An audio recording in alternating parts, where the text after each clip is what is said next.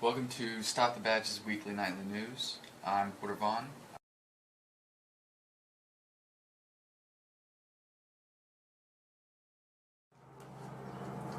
This is Stop the Badges Weekly Nightly News. I'm Porter Vaughn, and today is Thursday, September 11, 2014. 13-year anniversary since the false flag attack in New York, which took down the Twin Towers, World Trade Center 1 and 2, and then,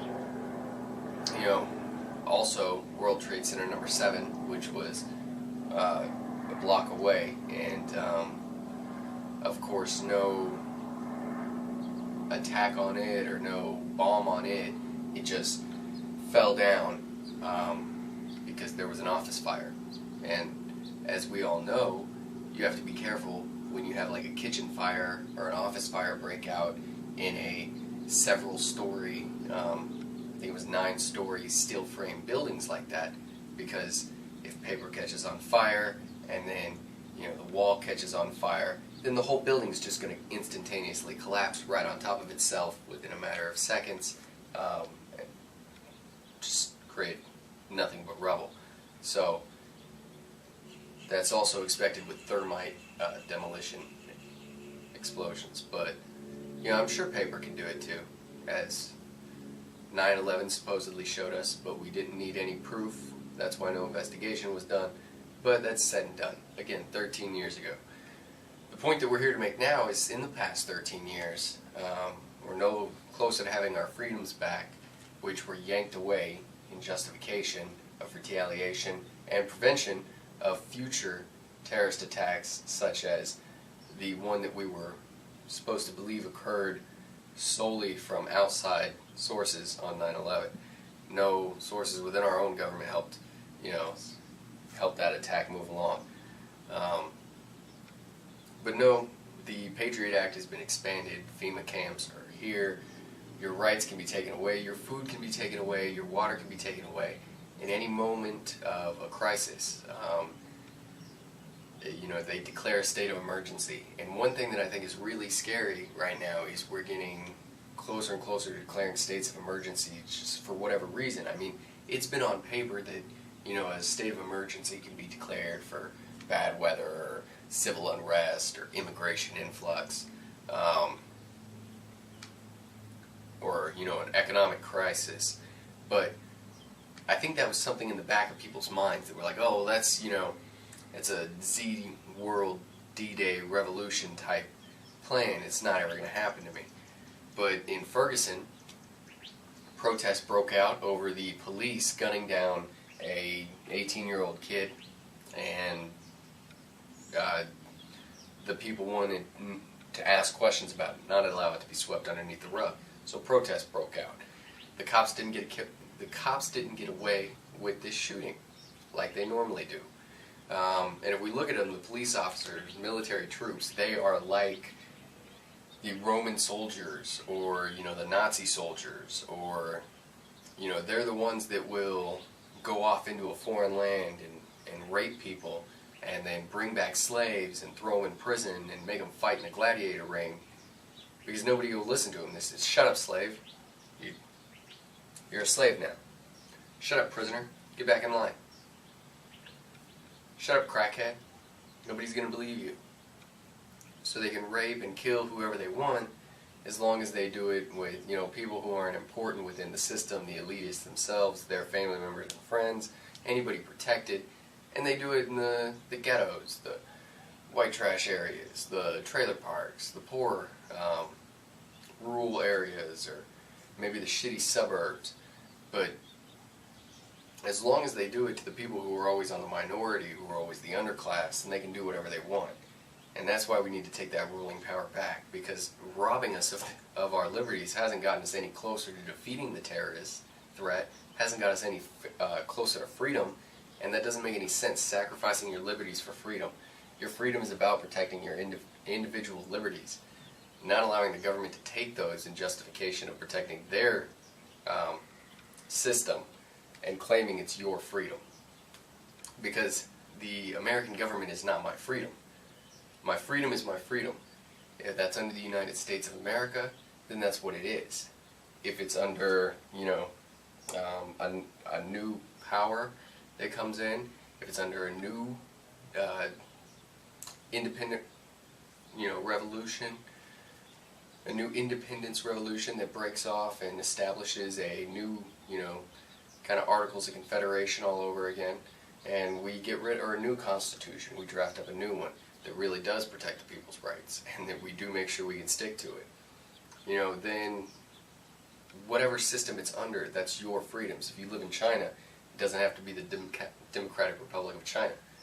And China's not really that free, so kind of a terrible example. But if China was to be overthrown, kind of backwards of what we're doing in other countries, like Libya. We went there, the guy wasn't listening to us, so we overthrew the government, and we put a new guy in, a new dictator. And all the people of Libya, now they have, less freedom than they did under Gaddafi, but, they're more oppressed, and terrorist state is getting back in, Al-Qaeda and ISIS, but that's, individually, they're underneath whatever system they're under. And people are afraid that if America goes away, it's going to be a worse system automatically.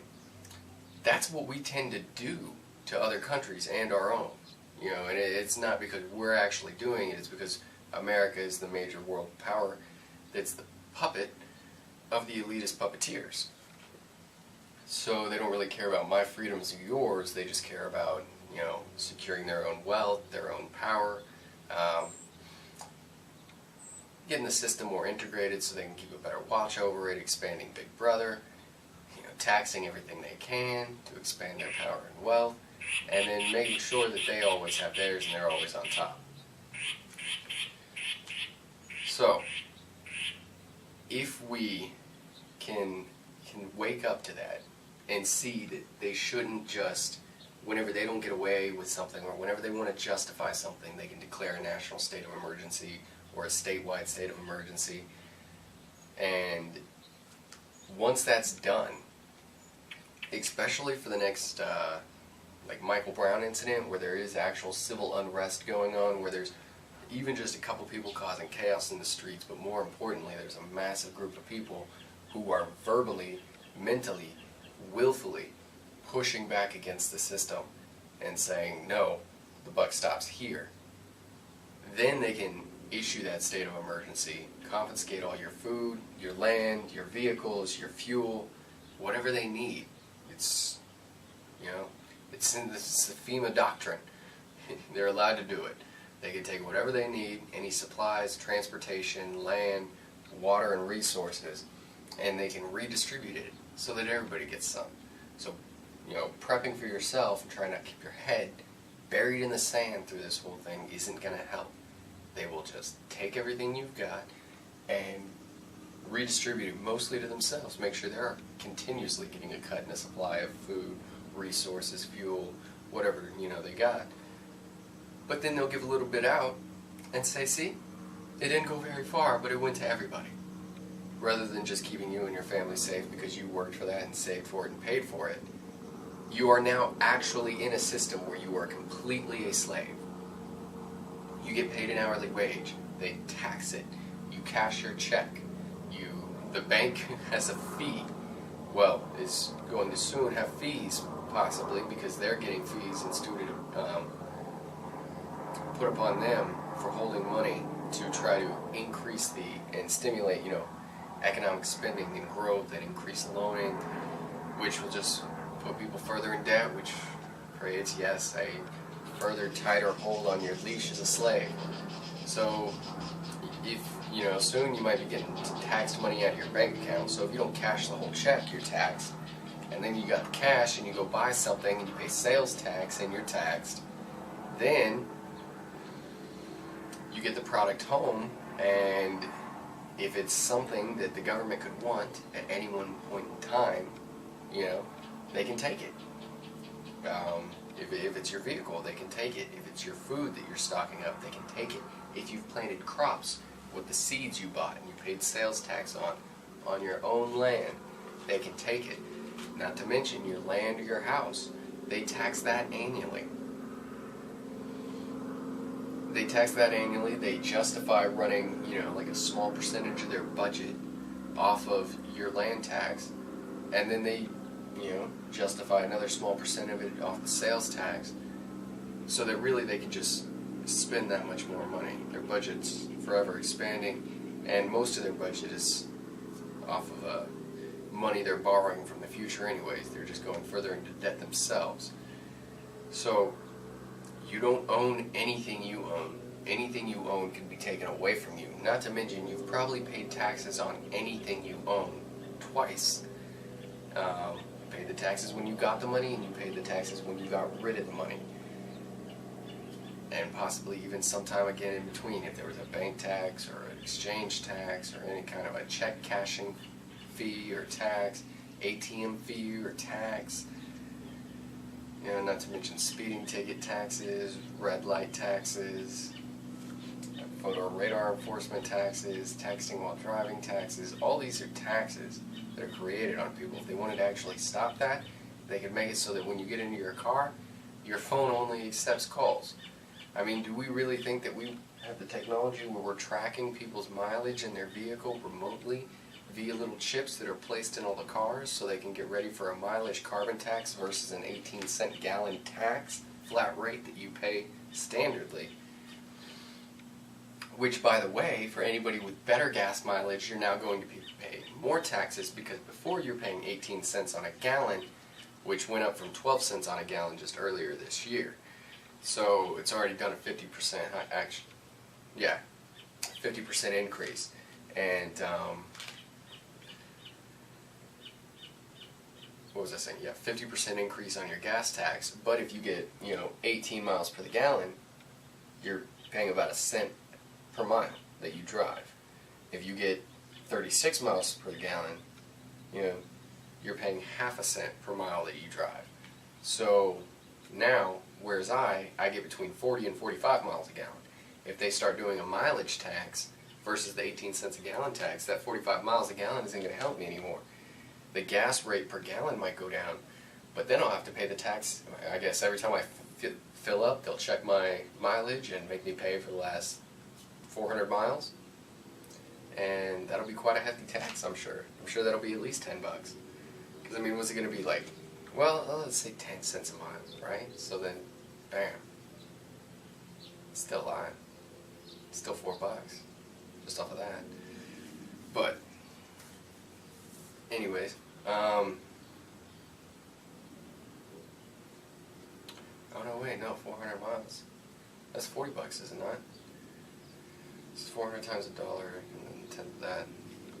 Yeah, it's $40.